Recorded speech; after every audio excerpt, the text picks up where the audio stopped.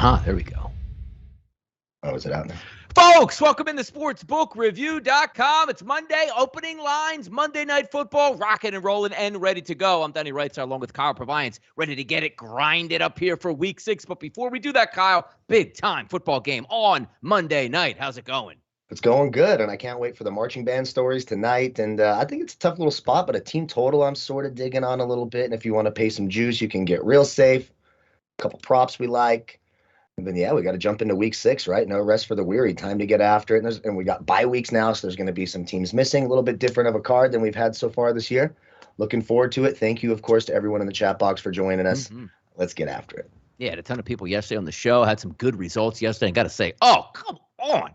Make a field goal, Cincinnati. Put me to a perfect day yesterday. Still ended up with a little bit of profit, dipping and dabbing across the board, particularly, Kyle, with my favorite odds boost that you can ever ask for. Give me 2 all-world quarterbacks to throw a touchdown in each half. Cashed in last night. Rain, no rain, didn't matter. That was a fantastic way to end the night. But here we are talking about the final game of Week 5, and that is the Indianapolis Colts and the Baltimore Ravens here. Taking a look at the odds board here. 6.5 FanDuel opened up early in the week. 7's offshore here at Pinnacle. 7.5 now showing up here, Kyle, for Monday Night Football. Carson Wentz a little bit more healthy on those ankles, but I have to say, Baltimore looks like they're rounding into form here and getting healthier. Miles Boykin looks like he's going to come off the IR tonight to make his debut for 2021. Might be another week, though, before we see Rashard Bateman, the first round draft pick of the Baltimore Ravens. So, some doings here.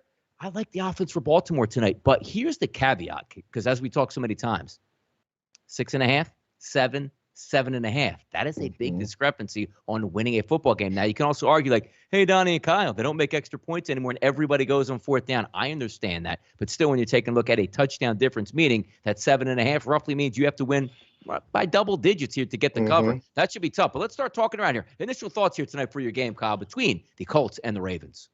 My thoughts are I trusted Baltimore last week. They came through against Denver, and it didn't surprise me all that much. Everyone was pretty low on them, so you buy low on a team with Baltimore's pedigree. But I'm still not sure I trust them as over touchdown favorites. Look, I mean, we're talking 2 weeks ago. This team had to kick a 66-yard field goal to beat the Detroit Lions, for Christ's sake. So it makes me a little bit nervous. Luckily, I don't have this in my pick 6. I went 5-0-1 in the pick 6 so I could get that out there because I know Donnie doesn't want to bring up that. He's still behind. I think he's still behind me, though. So still behind, but I'm working my way up. The cobwebs are off. It was a nice week. Only the pack. Mason Crosby leaving 4,000 points on the field kept me away from a 6-0 day. Those damn kickers, they'll get you. And once that kick is missed, and then the second kick, and then a third kick, oh boy, it's not going to go the way you want it to. Kickers, man. But so it's a little tough for me to trust aside. I will say when I looked at the team totals on this, like you can pay the juice and get the Colts team total over 16.5 at -175. You can go over 17.5 and it drops to -130. The Baltimore defense, of course, they're going to be one of the better ones in the league, but this is not some dominant defense you can't move the ball on. We've seen that this year. I think the Colts can get to 20 points. I sort of like that Colts team total. I don't know if I'm trusting a side here. I'm just not going to take the 7.5 on Monday night with Baltimore just yet. But that team total for the Colts, nice and low. I don't care if they get beaten 41-20. You win your bet. And that's probably the route I'm going to go tonight.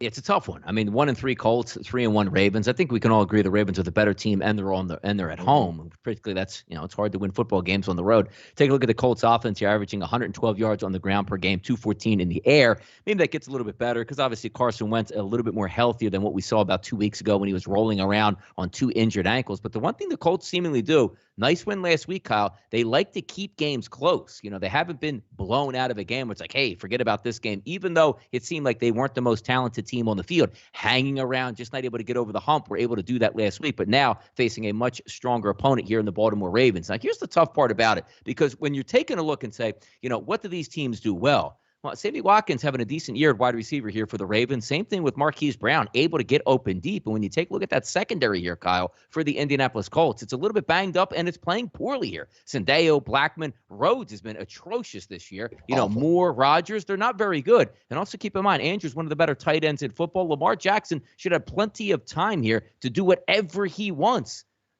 It's hard to go against it. But then again, if you jumped in early in the week and you got the 7 or less, that's probably the way you were looking forward to. But we're trying to find a way to somehow work the Colts into the equation, right? Low team total. You could see Wentz fighting there, 17 to 20 points. This game, I can certainly see that. I think the numbers are right, though, with the 46.5. If I have my druthers on this game, maybe more likely to go over because you just don't shut down the Baltimore Ravens all that much. Maybe they do some self-inflicted wounds.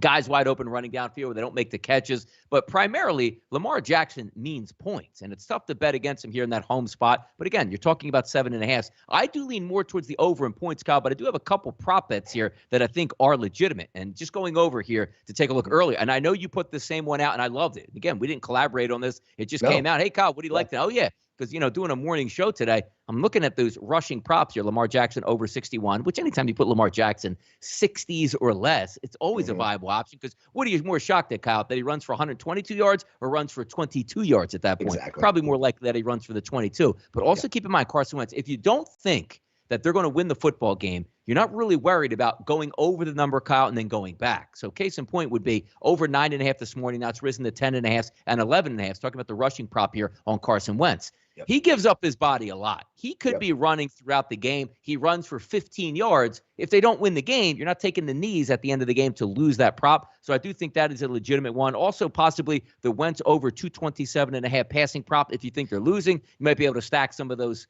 digits there in the fourth quarter. But if they're winning, that probably means he had a decent game already at this time. I'm looking more towards those depressed numbers here as opposed to the over ones here. What do you got here, maybe on some prop bets we could take a look at tonight?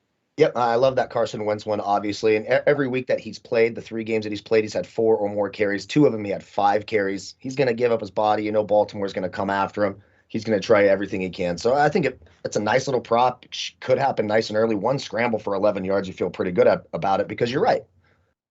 They should be behind in this game. That's what we're expecting. They're 7.5-point underdogs for a reason. So they won't be kneeling it out near the end of the game. Another prop I looked at, Jack Doyle, the tight end for the Colts. So as good as Baltimore's defense is, or people think they are, they still give up the second most fantasy points through the first 4 weeks to opposing tight ends. Jack Doyle's playing 55% of the offensive snaps at tight end. His receiving total, over 17.5 yards at minus 115. I could get down with something like that.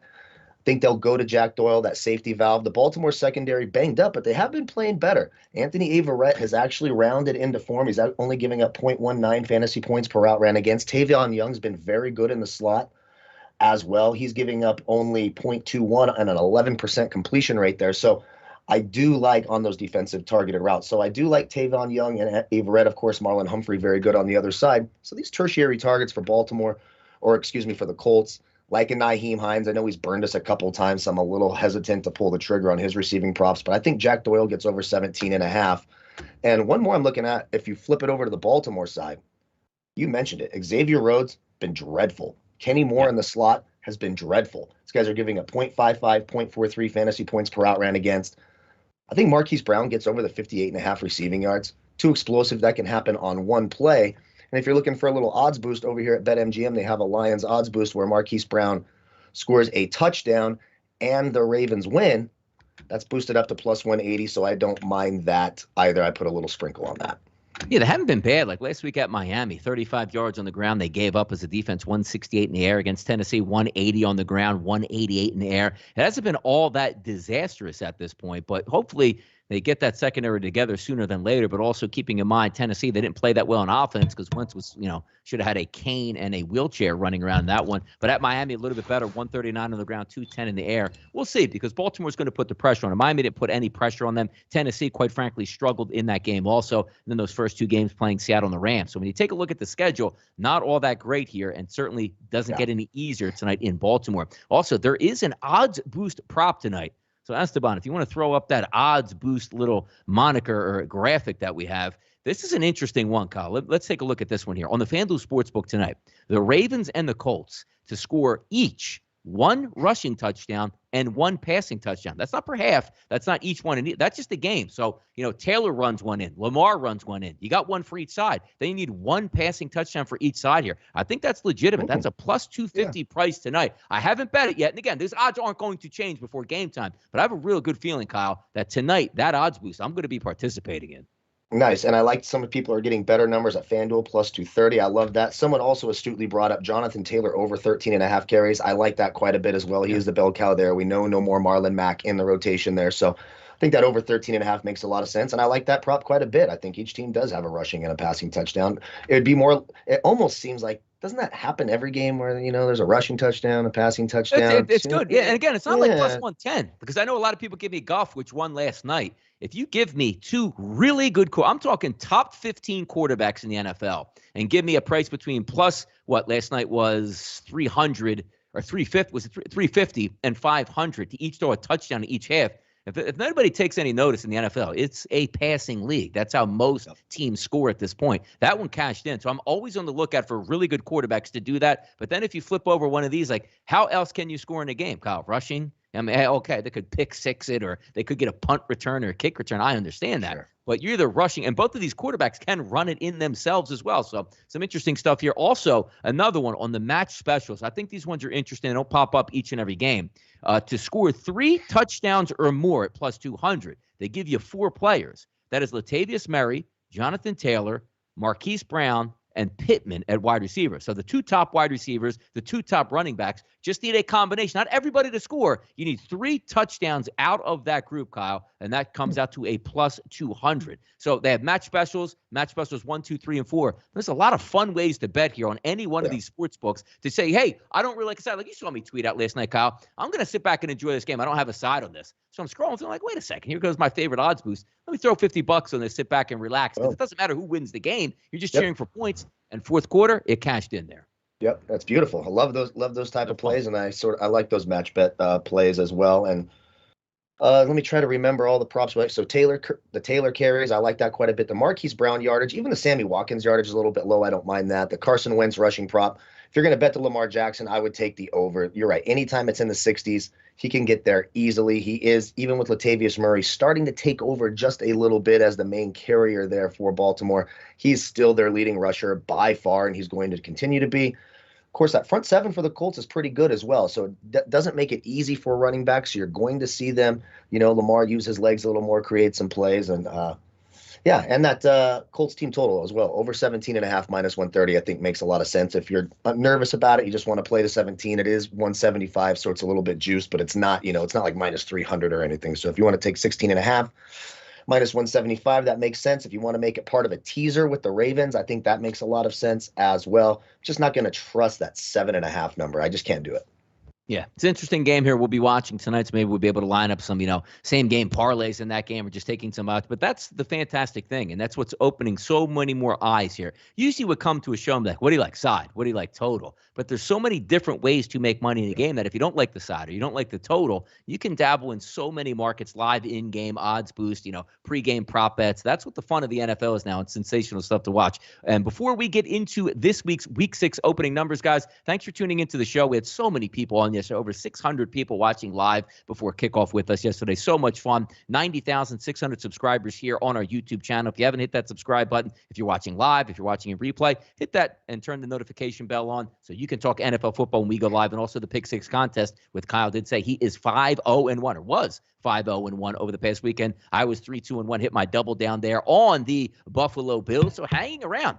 Any positives, man? I am positive for the year. Kyle's now positive for the year. Kelsey's kicking some ass in the contest, so we have to chase her down at this point. But this is what it's about, sharing information, having a lot of fun, and a lot of people in the chat box. Yes, the Chiefs defense is an absolute joke, and that's why we told you on the show yesterday, we don't need no stinking points, man. Just give me the Buffalo Bills to roll. And it's a shame because if the weather reports were correct, which they did have an hour delay in that game due to bad weather, it actually didn't come at points during the game that made a huge difference. And absolutely, Buffalo ran them out of the building in the first half. So their team total looked like Buffalo was certainly the prime way to get after it. All right, let's get to the card this week. Thursday night football in the city of brotherly love, 109-110. Tom Brady and Jalen Hurts, 7s across the board. Some 6.5s here showing up, Kyle. 53.5. We opened up at Pinnacle, still sitting at 53. And if we take a look at FanDuel, 51.5. That now sits at 53. So depending on your shopping, you also get 51.5 at Bet365. PointsBet New Jersey, 51.5. So a lot of fluctuating numbers. But the one thing I see is Tampa Bay coming in absolutely red hot on offense. The Eagles seem to play very good defense, but against teams that don't have very good offenses.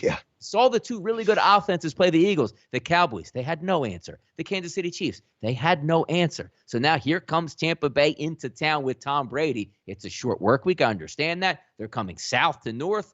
but I don't see the Eagles defense holding down the fort all that much. If we're looking at a 50.5 price at DraftKings, which I don't think is still there, might be a delay, 53.5 sounds about right here. I'm a little worried about the Philadelphia Eagles offense overall, but if I'm looking from a game perspective here, 7 points Thursday night is a lot. And you take a look at Tampa Bay, who did blow the doors off the Miami Dolphins, but not necessarily blowing the doors off a lot of football teams. But having said that, I don't know how I can trust the Eagles, right? Did you watch the game yesterday like I did? 3.5 quarters. I'm like, this team stinks. Jalen Hurts, it should be Gardner Minshew next week. And some miraculous way, Carolina turned the football over repeatedly and had a block punt. The Eagles won the football game. Tampa Bay is waiting for the Eagles, Kyle. Yeah, and I'm not happy that they keep doing this to us because, how long have we said we don't like these big road dogs on these short weeks? Yeah, and every single week, good on Thursdays, the better team has been the road team. It feels like every single week, and these numbers have been like this. Like, of course, you're not trusting the Eagles here. The problem is, that Tampa Bay secondary does scare you a little bit, but does the Eagles passing game take advantage of that? Are you worried about Jalen Hurts dropping back and picking apart your secondary? Not so much. We know it's going to be tough to run the ball here. I mean, for the Eagles to cover, Jalen Hurts is going to have a Herculean effort. He's going to have to carry the ball more than 10 times. He'll probably have to run into the end zone.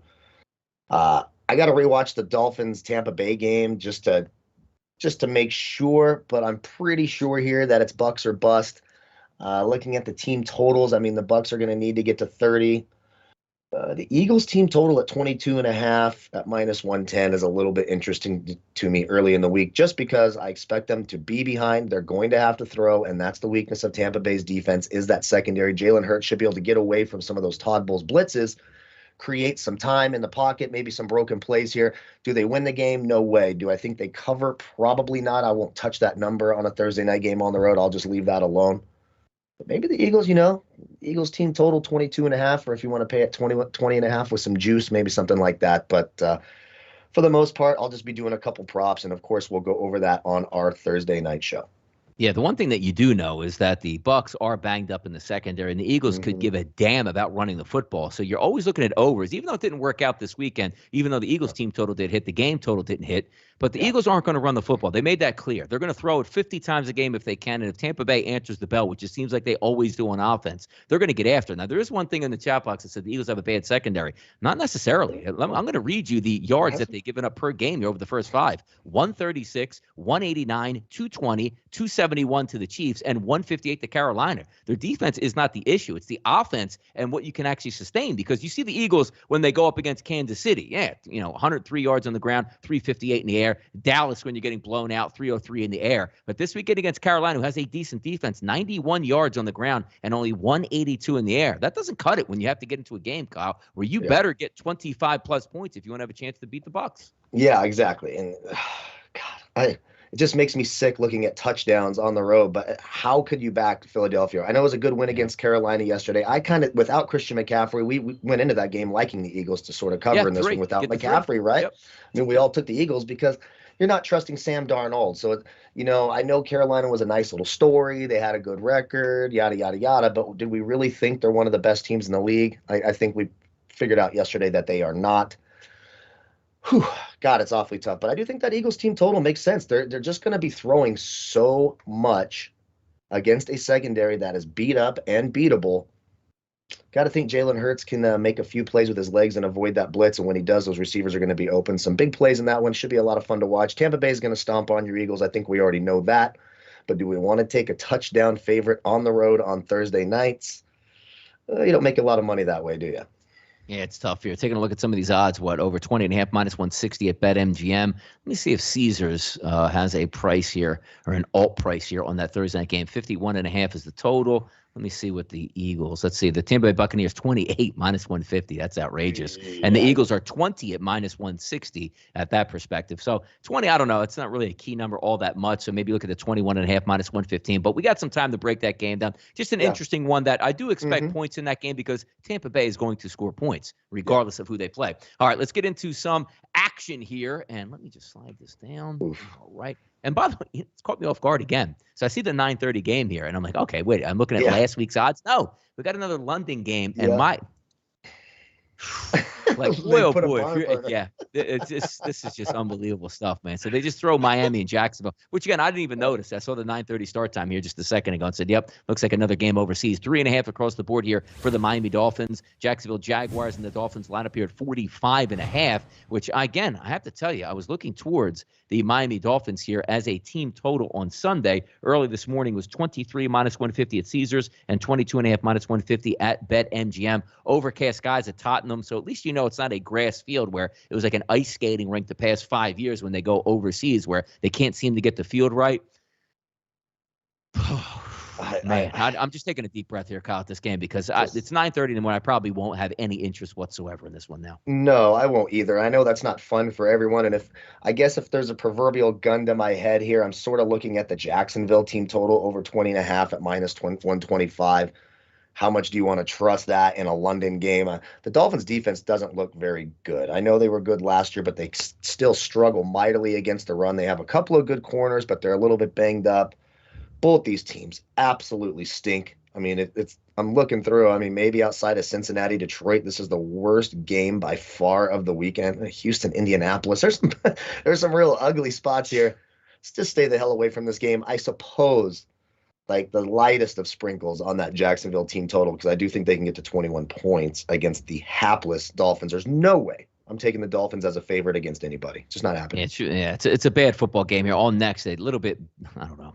Still a bad football game. I can't even say a better game overall. Houston and Indianapolis. We'll see how the Colts come out tonight. If they win the game, if they lose the game, if they get injured, if they're not injured, they should be able to put away Houston as long as everything comes back square. But I have to say, when you look at Houston here, just bringing up some of the statistics from that game yesterday, to me, they look like they were the better overall football team than New England. Like, you take a look at their offense, 293 in the air, which is outrageous. Like, we mocked them, saying, are they even going to get any first down? So they almost won the game. They should have won the game. And every time the red zone popped up, it was a big-time play by the Houston Texans against the Patriots, and yet they still lost the game. So I guess in the grand scheme of things, that's exactly what they wanted to happen. But taking a look at this one here, as you try to meet it out, Mills versus Wentz, a 10-point number, 43.5. Now, I do have to say, Houston is really bad, but if they're going to give me sort of a performance like they did on offense where maybe Mills is getting a little bit more comfortable. Now, also keep in mind, Tyrod Taylor had a chance to come back off of IR this week. They're not going to bring him back, so it is going to be Mills for one more week. I see that 43, Kyle. I kind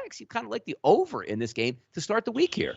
Yeah, I think I do as well. And obviously, we got to see what happens tonight with the Colts. You never know with Carson Wentz. It could be Jacob Eason. It could be who knows at quarterback next week. He's so injury prone. But if everything, we're in a vacuum and they have all the weapons they have now, the Colts defense is a little bit better here. I might take the 10 points with Houston. I got to say, it was surprising to me, even if you watch Red Zone yesterday and if you watch Scott Hansen everyone's hyping up Davis Mills and it's Texans. You're like, oh, holy crap, somehow the Patriots did win this game. Houston is really, really bad against the run, and that's what the Colts are going to do to them with Jonathan Taylor. Boy, oh boy, that one's tough. Maybe lean the over. It's a low over. And if Houston's going to have decent quarterback play, we talked about the struggles in that Colts secondary. So Houston might be able to take advantage of that a little bit here.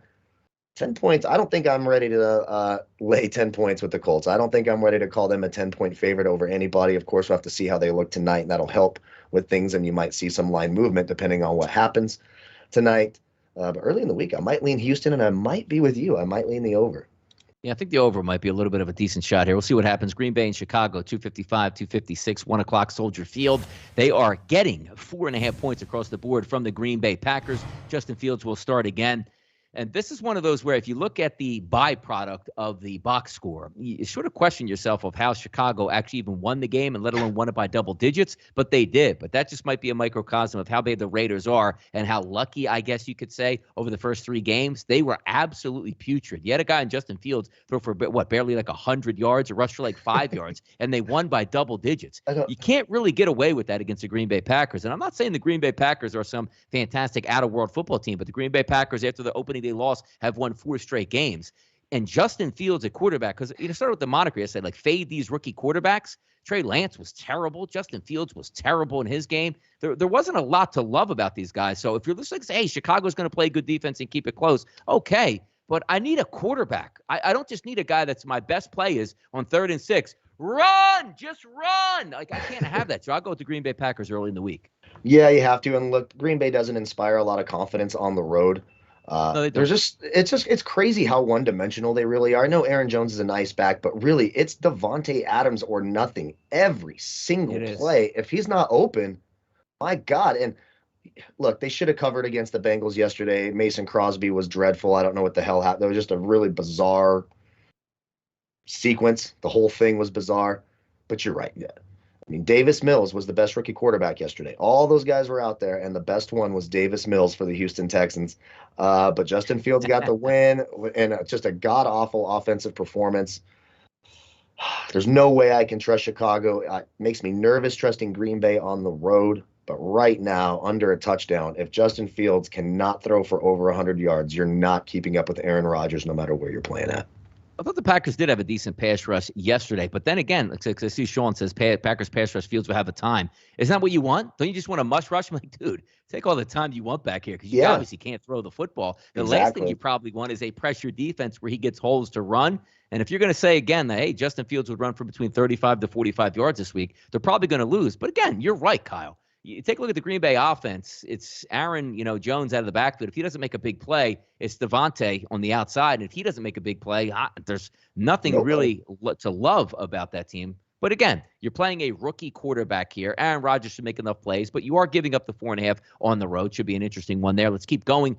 Kansas City and Washington. Some bad news here for Kansas City. Lose Clyde Edwards-Helaire for at least 2 to 3 weeks, or possibly a short IR stint with a knee injury. Also saw Tyreek Hill now battling knee tendonitis. I think Kelsey got banged up in that game, and also Tooney, the guard, fractured his hand during that game. So not a lot to love. And here we go again. On the road, Kansas City 6.5. Look, they covered in Philadelphia. That was closer than probably what the final score actually indicated. But again, they got rocked last night. This Kansas City team cannot stop anybody. So laying the 6.5 on the road against Washington, I don't think is a great football team, and you should be able to bomb on their secondary. But then again, you can bomb on the secondary all you want. That defense doesn't stop anybody, Kyle. Yeah, and how many times have we talked about it? You just can't lay this many points to the Chiefs. They're always overvalued. So do I think the Chiefs are the better team? Yes. Should they win the game? Probably in desperation mode after a loss last week. They got to get back to 500. They certainly don't want the Chargers to run away with this division, which right now it seems like they want to do. Can you flip it over? Both these defenses stink. The total's right, 55.5. It's super high, but it's right. But for me, I look at these two teams. I want to find the lowest team total I can get. I can get Washington's team total over 23.5. Yeah. It's in that 130 range here. Who are the Chiefs stopping? That Washington offense is good. We talked about the Washington team total this last week against New Orleans. Taylor Heineke is not a terrible quarterback, and when Gibson's healthy and Terry McLaurin's getting the ball, they can score some points here. So right now, earlier in the week, am I trusting the Chiefs as touchdown favorites? Hell no. Am I trusting Washington to cover anything with how bad that defense is? Hell no. But I do think they get to 24 points. So early in the week, I'm leaning that Washington team total. Yeah, it should be. Look, again, people are going to put your mind in a pretzel because Kansas City can't be stopped by anybody. But if you're just rolling money over on Kansas City for the past year, you are hemorrhaging here. 54.5 might, you know what? That's an interesting number at 54.5, because if you think Washington's going to be in the 20s, Kansas City should be able to get into their high 20s, 30 range like they like to do. And also keep in mind last night, a couple interesting plays here, some turnovers that didn't help Kansas City. They'll be able to score points. Andy Reid will have that team dialed up. But again, it's just a matter of can you lay that 6.5. Minnesota and Carolina, 259, 260. East Coast game, Kirk Cousins, Sam Darnold in this one. And how about this? Carolina's a favorite at -1.5. I believe we still have to wait, Kyle, one more week here until you get or McCaffrey. No, not McCaffrey, not Cook. The cornerback from the New Orleans. Oh, Stephon Gilmore. I'm sorry. Yeah, that's exactly. Look at all these players that we actually have to go over. Yes, Gilmore. I don't think he's going to be coming back this week. I think he has to wait one more week to come off the pup. And I believe that they play the Giants, I want to say, Carolina after that. But I'm actually trying to find a way here to take Minnesota. Not happy with their game yesterday one bit because they were up 10 points. They let it leak away. And I know you're looking at that 17.5 for the Lions. It hurt. The Lions, which is ridiculous because what are you looking for in that game, Kyle? Like the people that have go for 2, and you're going, no, don't go for 2. Tie the game. Let's get to overtime. That ended up losing on a field goal at the end, but that's the way you want to play it out. It's like the worst case. It's like these idiots are going for a 2-point conversion, but they're trying to win a football game. They're a bad football team overall. Now let's take a look at this game. 46.5, 46 is across the board. Slight favorite to Carolina. Christian McCaffrey probably will be back. I'm going to assume Dalvin Cook is back as well. Do I think it's going to be an offensive explosion? No, I don't. But to me, when I see Sam Darnold in that offense, I still do trust Kirk Cousins and Minnesota more than I do Carolina. If CMC comes back, obviously that'll open things up. But the same way that opens it up for them, Dalvin Cook back here on the opposite side for the Minnesota Vikings, and maybe looking towards a Minnesota Vikings team total here, Kyle. Yeah, and you can get it, 21.5, 22.5, pretty decent number there. The problem is their offense has looked pretty bad. Like, they start out hot, and then I just don't know what happens. Now, I know Dalvin Cook's been banged up and not in, but Alexander Madison's not a bad player. And when he was getting the ball, good things were happening for Minnesota yesterday. Then you look, you're like, God, Justin Jefferson, nice game. Adam Thielen, big catches. Why aren't they scoring more points? Or it's something strange that happened with Cleveland the week before. Yep. God, we thought Cleveland. I came on here and called Cleveland a boring, slow team, and then it was a damn track meet yesterday. Absolutely insane. So Minnesota, Kirk Cousins always scares me on the road. I'm glad he's the underdog here. I would never take him favorite on the road. Can I take Sam Darnold as a favorite against anyone not called the Jets or the Jaguars? I'm not so sure. This game scares me quite a bit. I got to watch more tape before I feel comfortable on it. But right now, I'm with you. I think I would lean the Vikings in this sort of pick-em situation, but I would be really nervous about it.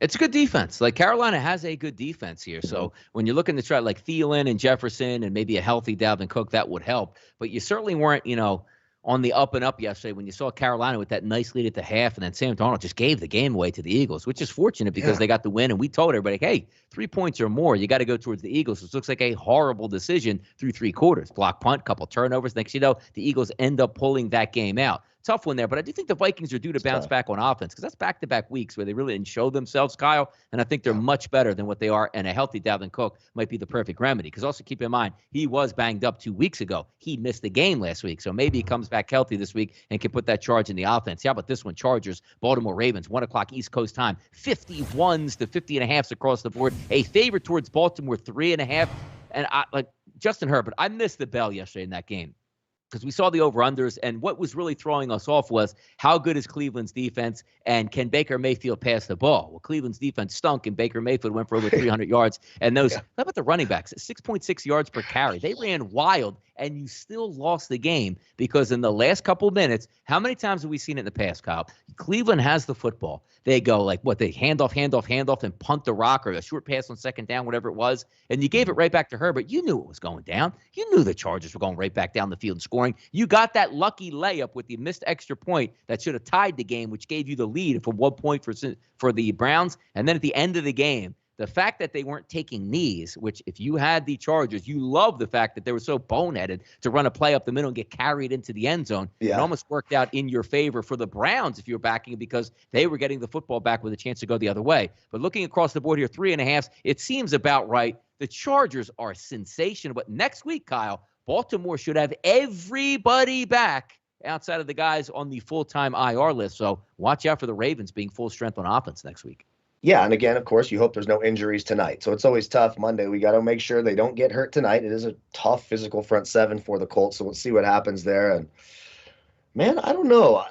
This Chargers team has found a way for years and years, wasn't it? Chargers down 5. Phillip Rivers has 95 yards to go, no timeouts in 13 seconds, right? I mean, they just found a way to lose these games. Now they're finding ways to win them. It's amazing what will happen when you get Anthony Lynn off your sidelines, how you can win some close games.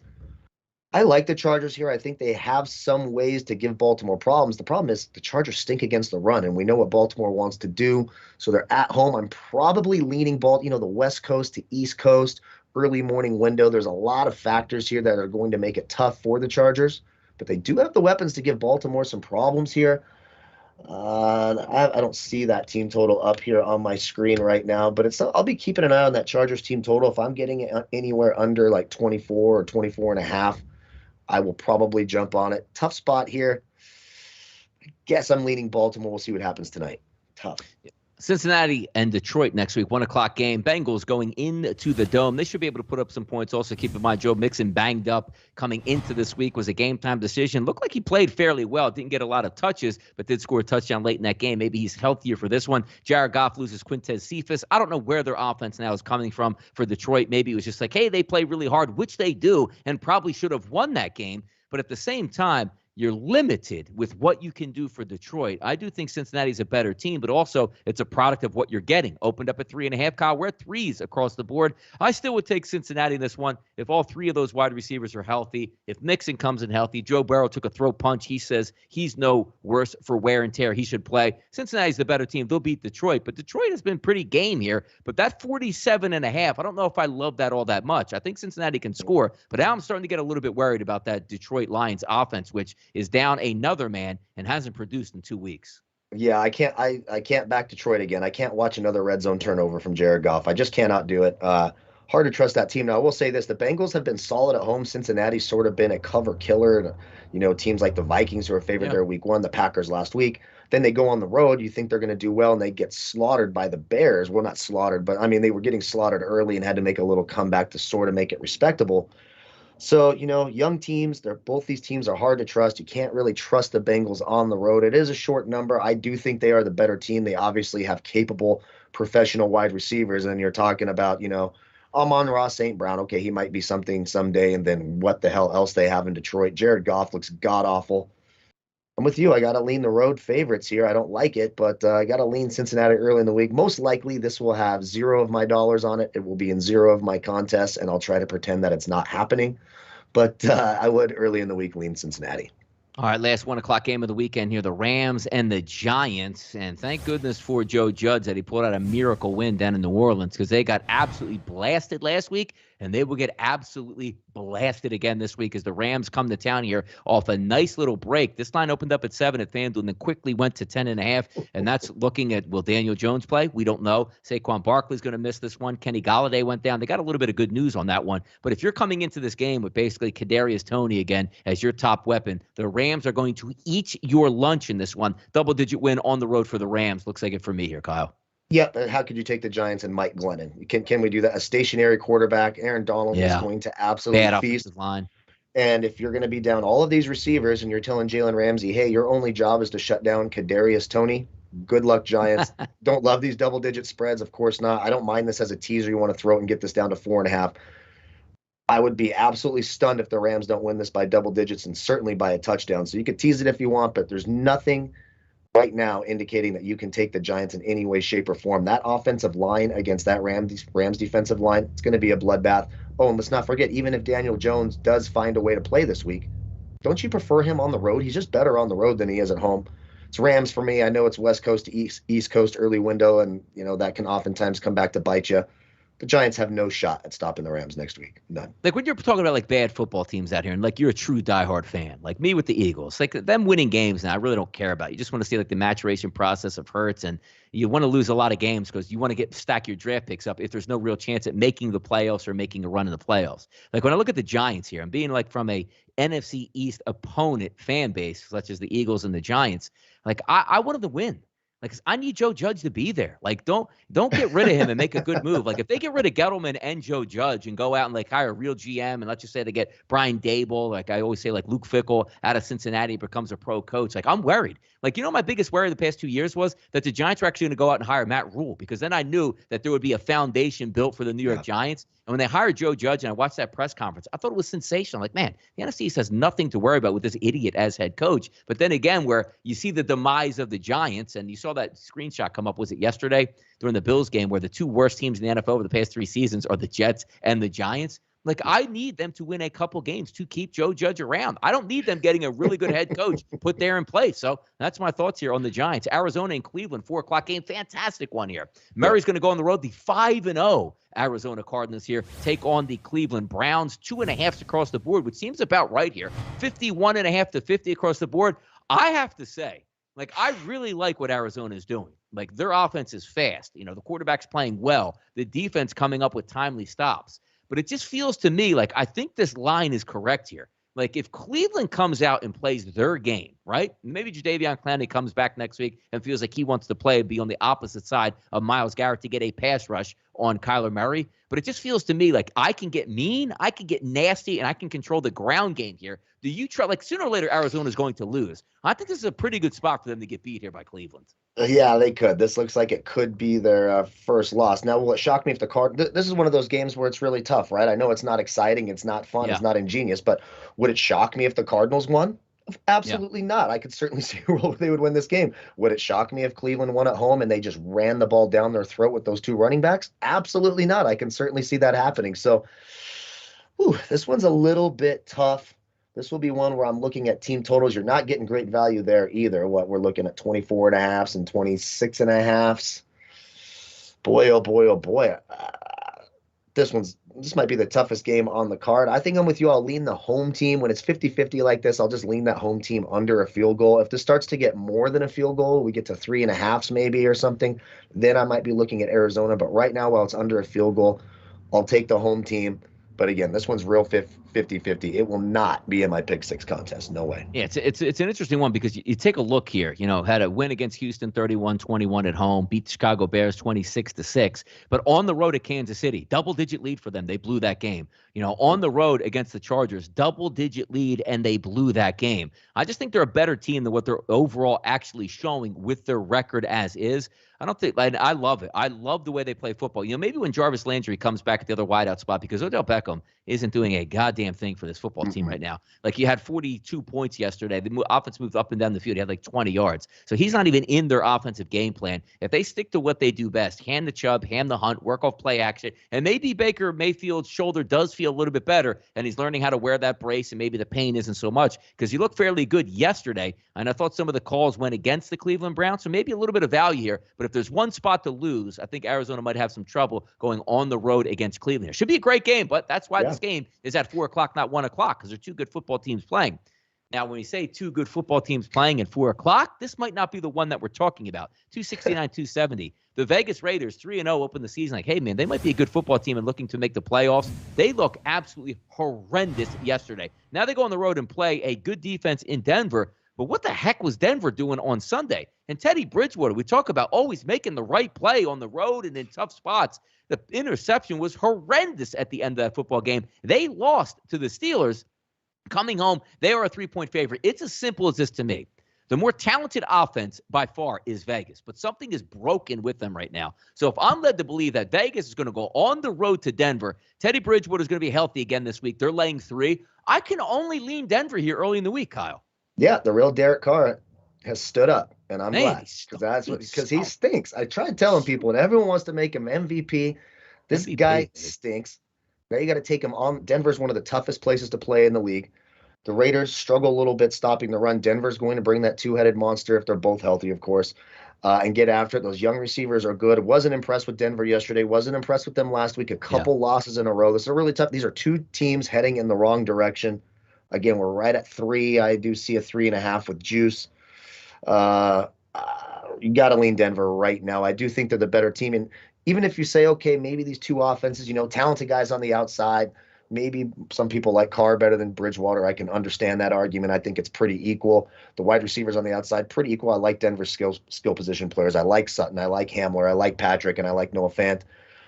But the defense for Denver is exponentially better. They can give you problems in that secondary. They have 3 good corners. They have good safeties. They can rush the passer. I'm going to take that defensive advantage for Denver and lean the Broncos that way. Offenses are pretty equal, but I think Denver's defense is much, much better than that Raiders defense.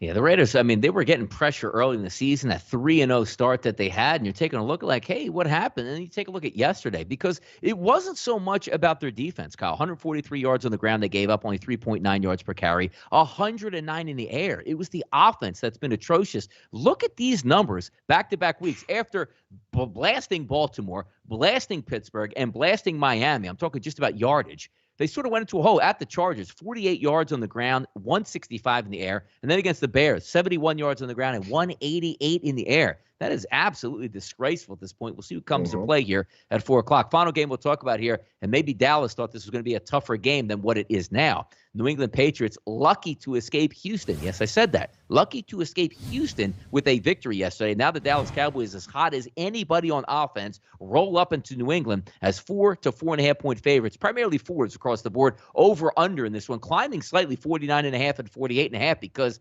nobody can stop the Dallas Cowboys on offense, whether they're banging banged up, not banged up, it doesn't matter. The offensive line is playing well. Dak Prescott playing at an MVP level, and they probably have the best 1-2 combination outside of Cleveland on the ground here with Pollard and Zeke Elliott, a rejuvenated Zeke Elliott. I can't take New England in this game, but Bill Belichick will do some things to slow down that Dallas offense. But you have to be confident here that Mac Jones, a rookie, is going to be able to go toe-to-toe with Dallas in this one. Yeah, and I don't know how you could do that because right now I think you'd have to say Dallas's offense is probably the best offense. Them and Tampa Bay, those offenses are absolutely rolling. Arizona was for most of the year kind of hit a snag yesterday. Wasn't great, but the 49ers defense showed up. Right now it's Dallas or bust. One thing I will say before you start betting this game or taking these Cowboys team totals under 28, just keep an eye on the weather. When you start getting later on to the year, you start getting to the Northeast. I want to see the weather reports in Foxborough and know it's not going to be cold or rainy, windy, snowy, whatever the hell it's going to do up 60 there. and clear is what they're anticipating this Sunday. So there you go. You get 60 and clear, and you look at a Dallas team total over 27.5. It's hard to ignore it. I know it's a lot of points, but this offense looks like they're putting up 30 on everyone. They're a matchup problem for everyone. They have two good running backs. Those wide receivers are hard to cover. And Dak Prescott has looked absolutely sensational. So right now, of course, you have to take Dallas early in the week.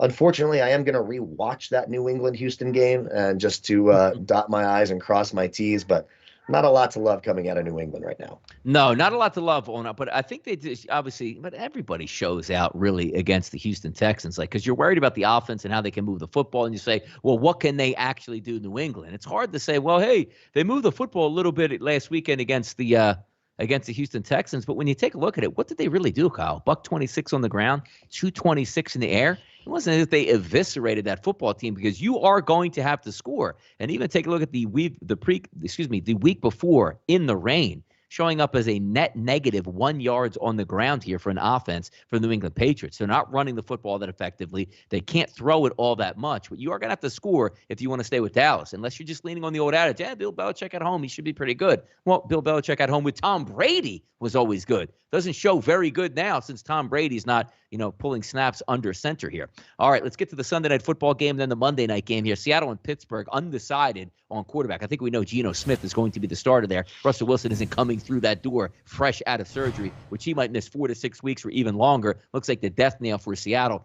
But here's Pittsburgh again. When we just went dead and buried, they are getting a break because Russell Wilson comes east. I don't care who he's bringing with him. They're going to beat the Steelers. Geno Smith comes east, and now it's up in the air. And here we go, Kyle. We laughed at the Raiders yesterday. No way I'm taking them here. And you thought that maybe Denver would come into town. The Steelers played a decent football game in there. Now they're going to take on Seattle, who stinks on defense. Maybe Big Ben can get some things done, but also keep in mind, Juju Smith-Schuster done for the year. So now it's just Johnson and Claypool on the outside, which is fine. They should be able to move the football against Seattle. But do we trust them now, Kyle? Getting points last week, now laying 4.5 this week. Here we go. Listen, it's just not fair. I don't know what the football gods are doing to us right here, but you have to look, as bad as it is and as much as we don't trust him. Luckily, I did my pick six early last week when I thought Drew Lock was going to start. So I actually had Pittsburgh in the pick six. So that looked pretty awesome. I'm pretty excited about that. But you can't back Geno Smith on the road on Sunday Night Football, can you? I mean, he didn't look terrible. No, he didn't look terrible. I swear, he made some professional throws, right? Like, he looked better than Zach Wilson. I will say that. I think you probably have a better shot at scoring points with Geno Smith right now than poor Zach Wilson, who can't even move the ball on the Falcons. But you got to take you got to take Pittsburgh here. No Russell Wilson, no Seahawks for me. Yeah, I was clowning yesterday. I was really clowning the Steelers, and they put on a good show. And why is it every week where they start out with like a 50-yard touchdown pass? I mean, can't you do that the entire game? Isn't that what works here? Well, we'll see how it works. And also, good running back game yesterday from Najee Harris out of the backfield. And that's what you expected from your first-round talent here. Last game, we'll talk about Monday Night Football, Buffalo and Tennessee. Tennessee, we know, can score. The Buffalo Bills, we know, can score. It's just a matter of who you trust more on defense. This is going to sound a lot like what we were talking about yesterday with Kansas City, saying, hey, I thought the Buffalo Bills didn't need the points and they would walk into Kansas City and win. Win by 18, did I think? No. I thought it was going to be a really good football game. But the Bills, by far, it looks like now the class of the AFC, or at least now in that upper echelon with just a few teams with them. They're going to take on Tennessee in Tennessee, who are no slouches on offense. Maybe they get Julio back. Maybe A.J. Brown comes back after another week being healthy here. The one thing that you do know is that big, bad dude in the backfield named King Henry. He comes to play every week. 3 more touchdowns on the ground last week. Maybe that's the tonic to beat the Buffalo Bills. We'll see. But look at this line. 5.5 across the board as a road favorite for the Bills. That shows you, Kyle, how good the Bills have been since week 1. Yeah, and how do you trust the Titans against the Bills, that Bills offense? That Yeah. Titans defense is putrid. I know they were able to pull it off yesterday against Jacksonville, and they should have, but that's still a bad, bad defense. That Tennessee defense might be a little bit worse Yeah. than the Chiefs defense. So now you're looking at these Bills team totals right around 30 there, and it's hard to imagine the Bills not getting to 30 points. This game has overwritten all over it. Of course, I want to rewatch that Tennessee game again. And I'll rewatch last night's game again. Of course I will, because we got that right, and it makes me happy. But right now, it's hard to go against the Bills under a touchdown. I like Buffalo right now. Yeah, it's good. It's a great week to set up here, and I love going over these lines. Don't have any official plays in yet. Looking forward to some things. Obviously, the Monday Night Football game tonight, but it looks like a week that we can probably start dipping on. I always like to circle a few games right off the bat here. The Dolphins, but the fact that game is in Jacksonville, or excuse me, in England, which I wasn't paying attention to earlier this morning, might be a little bit shaky, but they still should be able to score over there. Both of these, they're two bad football teams playing. Are we punting from 4th and 1 from the 50 or 4th and 1 from our own 45? No, we're not. We're going for it in these instances. That usually leads to points here. Also, take a look at possibly the Washington football team here. Bad football team with a bad defense going up against Kansas City with a great offense and a bad defense. That's usually a recipe for some points here. But let's talk to the books here. And yes, each and every Monday, we like to bring on Dave Mason from Bet Online to get a view from the opposite end of the spectrum here. Welcome in, Dave, on a Monday here during Week 5, or last game of Week 5, I should say. Thanks for having me. Fantastic stuff here, Kyle. By the way, got a lot to ask for. Now, usually coming on a Monday, the pockets are fat from the sports books. What were we seeing, and how did the books do yesterday, Dave, on NFL Sunday Week 5?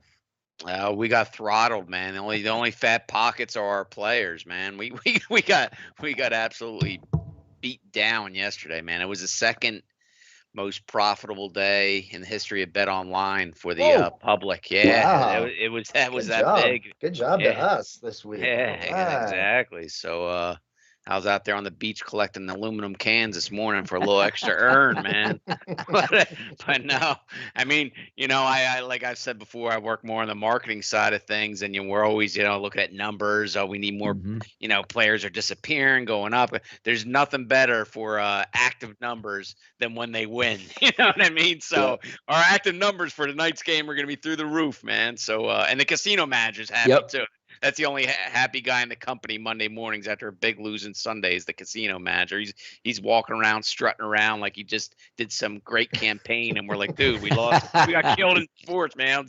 Take that smile off your face and sit down. Slot machines are up 52% this morning. What a win here. See that, Kyle? Yeah, because I sent out some email last week. Yeah, it's like, it wasn't your email, dude. We got murdered in sports. Donnie has a lot in common with the slot manager. Let me tell you, when it beats me in the pick six, it's exactly the same way for the entire week. So let's talk about Thursday night or a Monday night football. We got tonight's game, Colts and Baltimore. Where's all the money at? I got to imagine it's on Baltimore, but are people starting to get afraid of that 7.5 number? Is there a lot of teasers going on? Where's all the money at? Yeah, there's no one. Doesn't seem like anyone's scared, man. 77% of the cash is on the Ravens, 93% on the Ravens outright on the money line. And teasers. You said teasers. This is a huge. Yeah. All the teasers that are still live, 88% of the cash is on the Ravens, and only 12% is on the Colts. So Colts outright would be great, because of course we'd scoop the spread, obviously, and the money line and the teasers. So we'll see. Yeah, big Monday night tonight. We're looking for Carson Wentz. I guess from an Eagles perspective, you want him to be healthy, Dave, and you want him to play the entire game for that snap count and also not win the football game, as the Eagles are trying to line up some first-round draft picks here. But as we talk about the Eagles, Thursday night football, obviously a standalone environment, a game that people love to bet. Why? Because it's Tampa Bay, it's primetime football, and in the city of brotherly love, sevens across the board primarily, depending where you're shopping at. Over-unders here, 50 to 50.5. It's one of those teams where even probably could talk about when Kansas City plays, people love to bet the Chiefs, or when Tampa plays, people love to bet Tom Brady. What are some early indicators, Dave, from Bet Online that you're looking at in this game? Where's the money going? Because I can't imagine people are running to the gate at like 6.5 or 7. Like, I got to get in on the Eagles this weekend. Yeah, next to no one's bet the Eagles as of yet. Tons of action yet to come in, but 88% of the early bettors are on the Buccaneers. And that's going to be at one of those teaser games too, man. Whenever you see those 7-point spreads, especially when they're, road favorites like the Bucks Everybody, I mean, you're going to talk about teaser money. You're going to probably talk about 95 at least percent of the cash is on the Buccaneers teasers as opposed to Eagles teasers. So once again, we'll not only be rooting for an Eagles cover, but an outright win would kill a lot of teasers right from the get-go. So go Birds. Yes. That sounds like a long Thursday. Me rooting for the Eagles sounds like my nightmare. That's like playing golf with my girlfriend. That's the last thing I ever want to do. All right, so let's talk about the Jacksonville Jaguars. Urban Meyer obviously having a great time out there on the East Coast. I can't imagine anyone has been putting anything on Jacksonville. Sort of have an opportunity this week against a bad Miami team. Do you think is some money coming in on Miami, or is everyone just saying, nope, we're betting against the Jaguars? Well, it's not getting the most action yet, and wonder why. Dolphins, Jaguars in London, but it will be a standalone game. So it will get money, it will get bet. Two horrible teams. Early actions on the Dolphins, 61%. Dolphins -3.5. We just like it because it's in London. It'll take probably 3 times like that.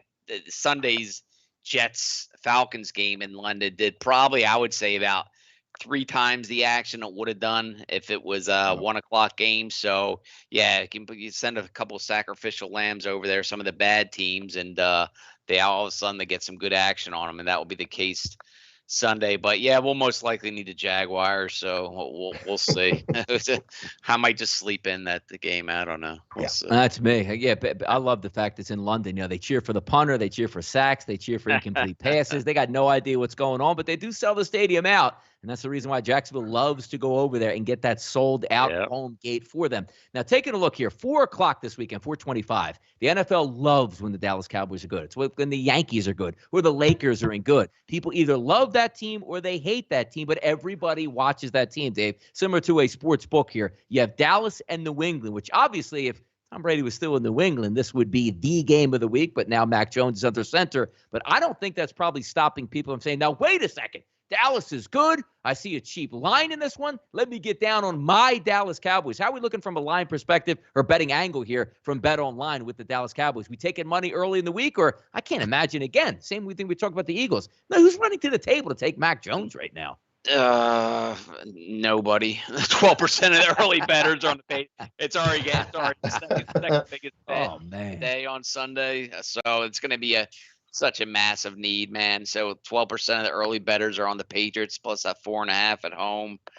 Yeah, Cowboys I think they're the only team in the NFL that's perfect against the spread. So, they won, the public won big time on them yesterday. I think like 70% of the action was on the Cowboys, teasers galore, and 88% of the early cash, and that won't go down too much. Sometimes you look at these early numbers and like, okay, that's going to go down, but this one, you just the road chalk when it's like that, a good team against a bad team or mediocre team at best, and right in that -3, -4, -5 range, and people bound the hell out of those road chalk teams. There you go. Week 5 finishes up tonight on Monday Night Football. Week 6, we head into it this week, starting Thursday night between the Philadelphia Eagles and the Tampa Bay Buccaneers. Dave, before we let you go, once again, thanks for coming on with us. Let us know what's going on at Bet Online. Where can we find you? What are we looking at here in football season? Well, check me out on Twitter at Dave Mason, BOL. And if you don't have a Bet Online account, get over to betonline.ag. Check out the promos page for all sorts of good sign-up bonuses. 50% sign-up bonus for non-crypto methods, 100% for crypto methods. So, and we had the fastest payouts in the industry, the earliest open odds for football. So no reason not to bet football, betonline.ag this season. If it's football season at Sportsbook Review, it does include Dave Mason. Dave, thanks once again for joining the program today, and we will talk to you soon.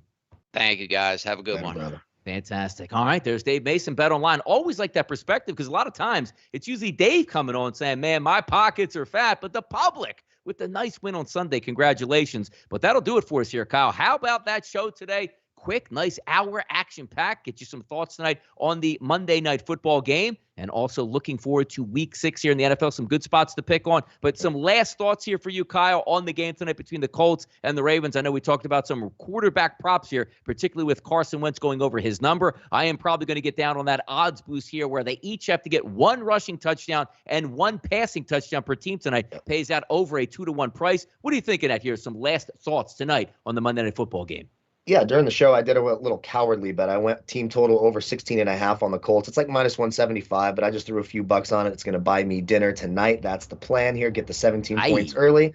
Put my feet up. We mentioned I like both quarterback rushing props. I think they can certainly get there. Jack Doyle over 17.5 yards. Keep in mind, Baltimore, second worst against opposing tight ends. I like that quite a bit. And I like that odds boost as well at BetMGM. And I guess they have even better numbers at FanDuel. They talked about in the chat box, Marquise Brown at a touchdown and the Ravens to win. Someone said 230 over at FanDuel. I like that odds boost as well.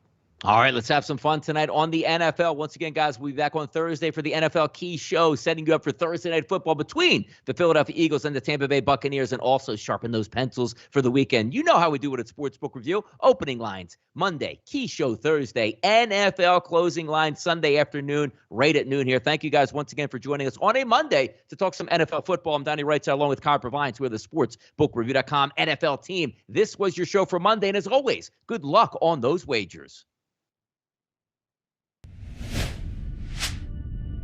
You